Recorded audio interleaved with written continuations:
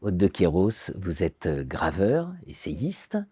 Aude de Queyros, auteur de L'imposture de l'art contemporain, une utopie financière. L'art caché, les dissidents de l'art contemporain, qui remonte à 2007 déjà, en poche, disponible en poche. Art contemporain, manipulation et géopolitique.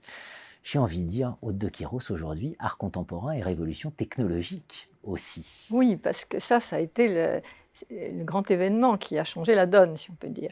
Comme je vous expliquais, il n'y a que le système du monopole des masses-médias qui pouvait rendre Duchamp possible, l'utopie duchampienne possible, et de l'art ce qu'on décide d'être de l'art, ce que les institutions, ce que l'argent décide d'être de l'art. Donc, il s'est passé quelque chose de fou en 2004, et je le dis parce que je suis une artiste, donc j'ai senti le choc de cet événement, c'est que tout d'un coup, tout le monde pouvait, sans payer, accéder à Photoshop. Photoshop, c'est l'invention de 2004. Et donc, tous les artistes ont mis leurs œuvres sur Photoshop. Et ça a commencé comme ça. En 2005 ou 2006, je ne sais plus, il y a les réseaux sociaux qui commencent.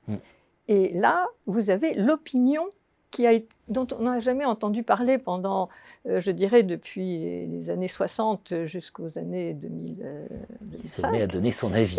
Oui, ils donnent leur avis. Et alors, il y a le pouce levé, qui est l'avis positif. On commence par ça.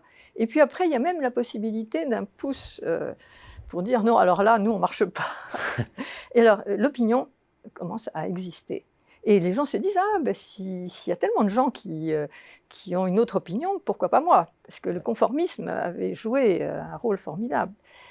Et ça, c'est quelque chose qui a changé beaucoup, beaucoup pour les artistes, parce que non seulement leurs travaux étaient visibles, mais pour les compositeurs, audibles. Vous imaginez que les compositeurs qui ne faisaient pas du dodécaphonique et qui ne pouvaient pas se payer un orchestre pour jouer leurs œuvres, pouvaient par d'autres moyens, faire écouter leur œuvre. Ça a été vrai pour tout l'art, en fait.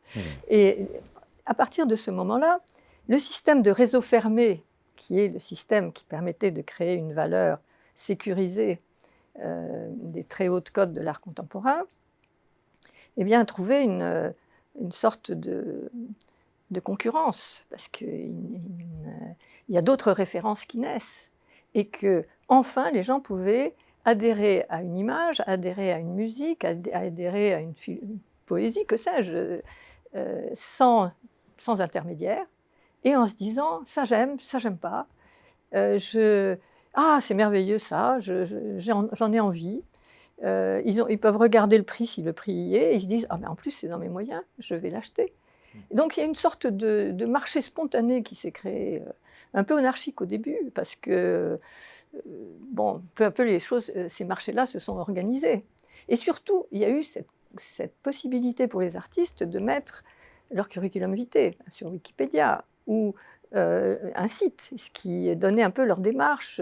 Et au fond, on ne peut pas dire qu'il n'existe pas, parce que pendant toute la période entre disons, 1960 et puis 2005, on pouvait dire simplement que vous n'existiez pas.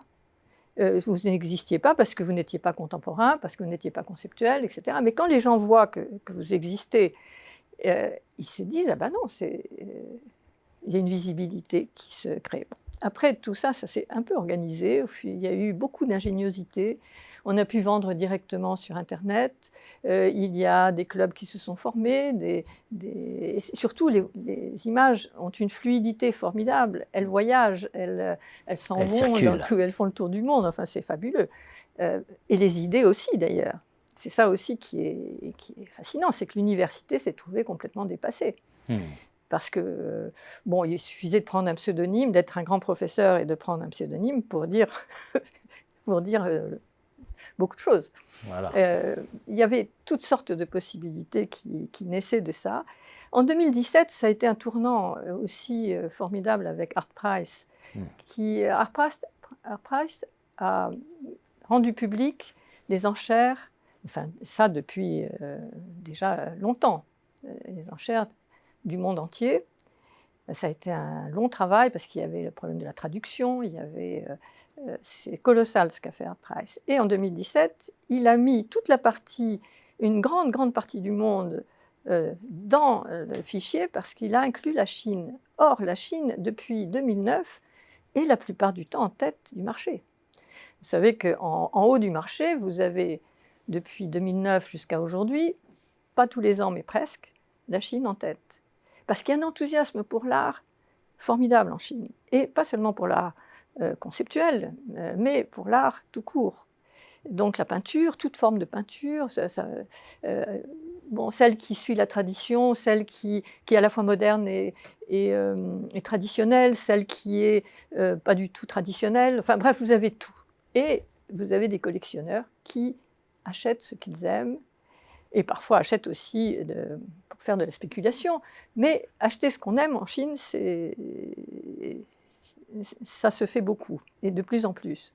J'ai rencontré un galériste qui a la galerie du Montel, qui a une galerie à Shanghai, qui disait je vois des Chinois se comporter comme se comportaient les Français jusqu'à la fin des années 80. C'est-à-dire, on achète ce qu'on aime. Et on cherche. Bon. Alors, vous voyez, la rentrée de la Chine a véritablement changé la donne, parce que la peinture, il pouvait y avoir de la peinture cotée très haut, parce que les Chinois aimaient la peinture.